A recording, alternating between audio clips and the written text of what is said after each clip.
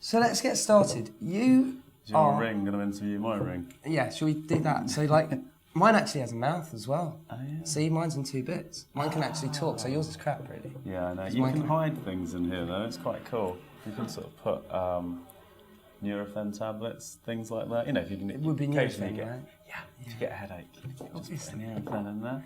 You're most known, shall we say, for being in the Mighty Boosh, and for doing your stand-up stuff, and perhaps... And for my dancing. And for your incredible dancing abilities.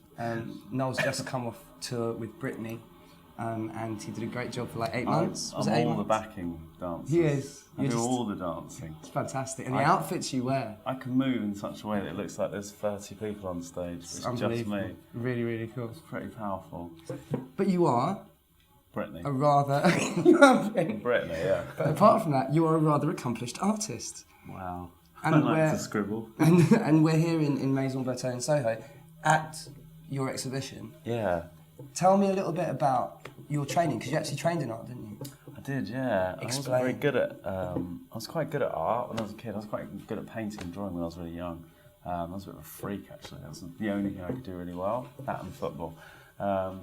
And so I wasn't very good at sort of the academic stuff. I was quite good at English and drama and art and stuff. I was terrible at English. I'm quite dyslexic, so I was terrible at all that. So maths, useless. I took maths 3 times, failed miserably every time. Terrible. So I was always going to kind of go and do art, really.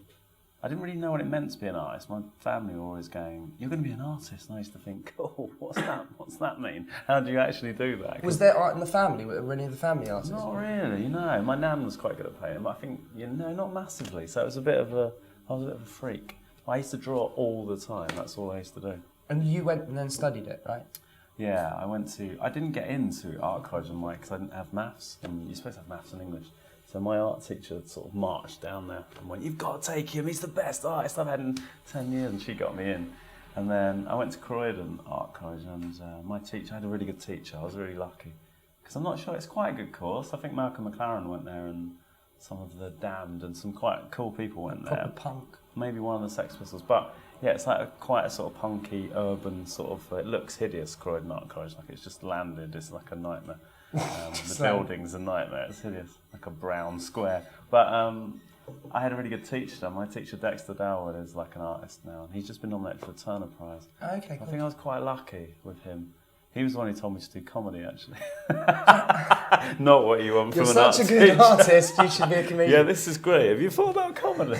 So, yeah, he encouraged me to kind of... Well, he actually taught me that painting and comedy or art and comedy could be the same thing, and that I don't have to treat the two things as if, one's serious and one's sort of... and I didn't really get that, He said, your painting should be funny, like, the stuff that you do in your comedy.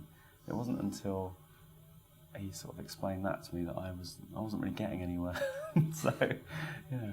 And then what happened? Have you always carried on making art, and just comedy happened quicker? Yeah, I think stand-up was a way of me painting, but without having to do any painting, like painting pictures, because it's not very jokey, my stuff. It's kind of, I just paint pictures with words, really. Yeah. It's long, weird, elaborate stories with lots of dense imagery. In the beginning, when you paint, you start, it's all quite... you weren't concerned with the technique and the intricate detail, and you spend ages, and by the end you're just like really loose and just throwing paint and stuff. And I don't know, it's quite good. It's quite a weird process because it was about 6 months of work, the whole thing. And by the end I was really loose and free, and I knew what I was doing. Whereas in the beginning I was all quite rigid. Were you listening to Brian Ferry and Roxy Music? Yeah, constantly. While you were painting? Yeah. I listened to country live quite a lot when I was... is it Country Life? Is that what it's called? With a cover like that with the girls, yeah. Yeah, which me and Chris did a version of that cover for a Robots in Disguise single called Boys. Okay, cool. Which was good fun. We did it in Chris's flat. And we managed to find a shower curtain that looked like the jungle, that looked like the background. And then I think I was, in white pants and he was in black pants. That was quite good fun, actually. Yeah, so the next question is why Brian Ferry instead of like Robert Palmer? Well, I like Robert Palmer. He's good, isn't he? He was friends with Chris, actually. Brian Ferry's always been like he's an art school sort of. He's got that art school thing with Roxy Music where there's lots of different influences and the style. I like the style of it, and I like how surreal it is and how I don't know. It's like collagey. There's saxophone. There's lots of different styles in it, and Eno's amazing. But I got slightly fixated on Brian Ferry, and I started painting him in different ways. And then I just, at one point, was thinking, why don't I do the whole exhibition just different executions? So is he like your man crush or something? Is No, but in the bush there was a story where I said I was raised in the jungle by him. Yeah. So, and my dad does look a bit like Brian Ferry actually. So I did one painting that actually looked a bit like a fusion of my dad and Brian Ferry. And it was quite a good starting point actually, because there's something quite serious about Brian Ferry and quite sort of earnest, and I just thought that was quite funny. It's always quite funny to have him holding a small pink cat or doing something slightly out of weird, character. because it's quite deadpan. No, he's he quite is. a deadpan character. He's not a ridiculous character. So if you give him a kite for a head, but still have the face is still quite Ferry, then there's something that amuses me about it. I don't know. I got a little bit out of control on the Brian Ferry thing, I have to be honest. And then I just thought, well, why not? It's quite interesting. Why not? Quite And he hasn't been to see it yet. No, but I don't think he will. do you not think he will? No, he said his son said he would. But I think the problem with it is it's a little bit frightening. If someone did loads of paintings of me, I'm not sure I'd go and say, I'd be like, yeah, I might come, I might not. This exhibition Yeah, is running till January. I think so, yeah. People would be sick of it by then. And what happens with it? Are you going to take it to other places, do you think? I'm not sure. I mean, we've sold quite a few bits have gone now. I've been sold and then I've given some away to my friends. I'm going to keep a few bits. There's some offers, like Saatchi wanted to put some stuff in an exhibition. There's a few things a few places we could move it around. But I don't know really.